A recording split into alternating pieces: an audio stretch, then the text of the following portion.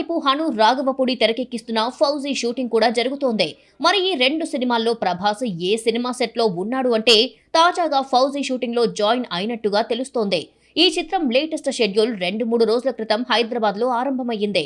ముందు ఈ cinema shooting లో హీరోయిన్ ఇమాన్వి పాల్గొంది. ఆమెకు ప్రభాస్ ఇంటి భోజనం కూడా పంపించాడు. ఈ విషయాన్ని ఇమాన్వినే సోషల్ మీడియా వేదికగా షేర్ చేసింది.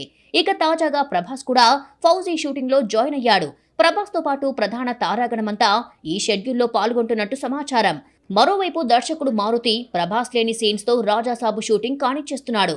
త్వరలోనే ప్రభాస్ ఈ సినిమా షూటింగ్ లో జాయిన్ అవ్వనున్నాడు. ఇక్కడితో రాజాసాబు షూటింగ్ పూర్తి కానున్నట్టుగా సమాచారం.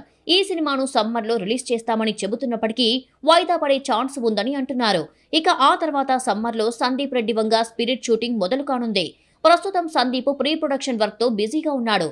మరోవైపు కల్కి 2, సలార్ 2 చిత్రాల కథా చర్చలు కూడా జరుగుతున్నాయి.